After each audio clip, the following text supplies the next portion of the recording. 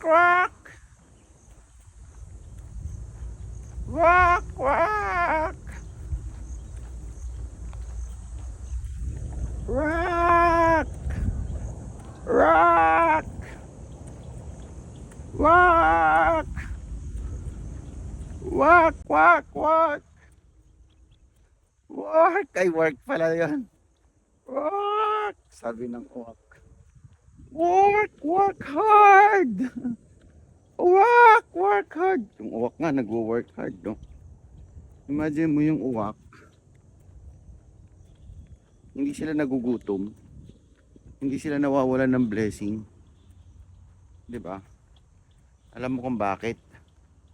Kasi ang uwak hindi nag-iisip ng negative.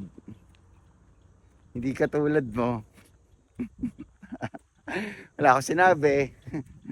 Hindi katulad ko, tao, 'di ba?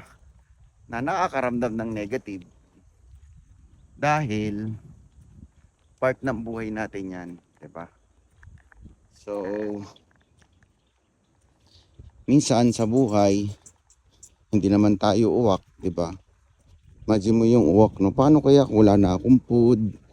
Paano kaya kung wala akong makain bukas, no? Hindi siguro sila nag-iisip. Basta sila, hanap lang sila ng pagkain nila. Kaya pala sabi niya, what? What? What? What? What? What? Work pala sabi ng uwak. Di ba? Alam nyo ba, pag ang isang lugar may uwak, napaka-healthy. So, mag-good morning tayo. Good morning. Morning. Oh, di ba? Good morning sila. Yun oh, ganda oh. Siguro. Diba? Kasi ang katawan natin, ayon sa study, ayon sa alamat, ayon sa pag-aaral, ang katawan talaga para siyang isang buong system ng network na lahat nagpa-function. Yung paa mo, isip mo, puso mo, kamay mo, ngipin, dila, bibig, lahat nagpa-function yan. Isa man ang hindi gumana dyan, halimbawa, sumakit yung teeth mo, wala na, apektado na buong katawan mo.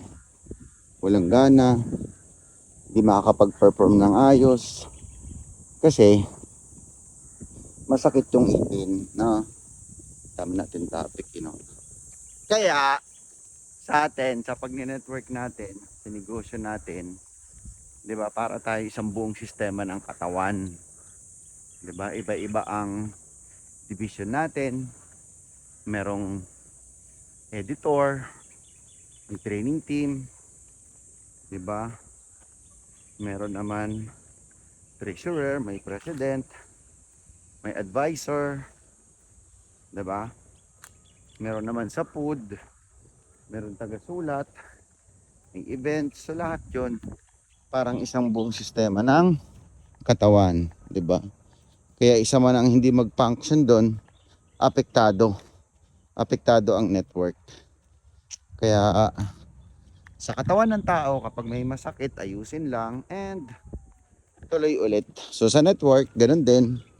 'Di ba? Hindi naman lahat yayaman. Hindi naman lahat talaga willing na magtuloy-tuloy kasi syempre as tao, nakakaramdam din sila ng pagod. Nakakaramdam din sila ng panghihina. And syempre dahil nagpupuyat, napapagod, kaya nangyayari ganon. Pero alam mo, okay lang mapuyat eh. Okay lang mapagod eh. 'Di ba? Ang importante 'yon, yung ginagawa natin, 'di ba? Para doon sa pagganda ng buhay. Kasi marami din naman napupuyat, marami din naman napapagod, marami din naman nagugutom. Pero ang tanong, nakukuha ba nila pangarap nila? 'Di ba? Hindi naman lahat. So, ang point ko sa business, sa negosyo natin, magandang gawin ang negosyo natin kasi tulong-tulong tayo, 'di ba? May nakarating na dun sa tugatog ng tagumpay. Andyan yung may-ari, 'di ba? 50 years na experience. Andyan yung mga coach natin, mga mentor natin, 'di ba? And syempre, Team ERS, Evito Elite Rock Society. Kaya tulong-tulong lang tayo. Pag may napagod, pahinga. Pag may nagutom, painin. That's life. No? Basta, wag lang tayong tumigil na kahit anong pagsubok ang dadaanan natin, tuloy-tuloy lang tayo. Okay ba yun? Diba? Kaya maganda, nag-i-invest tayo sa DYI Hero! Ano pa ibig sabihin ng DYI Hero? Discover your inner hero. So, pag umatain ka doon, lalabas ang potential mo. Yes, totoo yun. Lalabas ang potential mo. Kasi wala namang magtuturo sa atin, walang magpapalabas sa atin ng potential. 'Di ba? Hindi ka naman tuturuan ng nanay mo, tatay mo. Anak, gising. Kunin natin mga pangarap natin. Walang ganon. Hindi ka naman gigisingin ng lola mo, lolo mo. Apo, bangon. Mag-ads ka. Walang ganon. Diba? Even tito mo, 'di ba? Slow down daw. Even tito mo, no? Tito mo, tita mo. Pamangkin, go! Kunin natin pangarap. Walang ganon. 'Di ba? Kaya, attend ka ng DYI Hero. Alam mo kung bakit? Kasi, lalabas ang potential mo. Kaya nga siya tinawag na DYI Hero. Kaya na kung mapapansin mo, makikita mo sa templates, yung sisiw, naging agila. Dapat nagro-roar ka. Dapat ganon. Na, para ganda ng tree yung nakakapala to. Na, para makuha natin yung mga pangarap natin. Kasi walang ibang kukuha niyan, walang magsisave niyan. Hindi ka naman sasabihin ng kuya mo, ate mo, go! Go kapatid! Kunin mo pangarap. Walang ganun. Diba? So, tayo lang yan.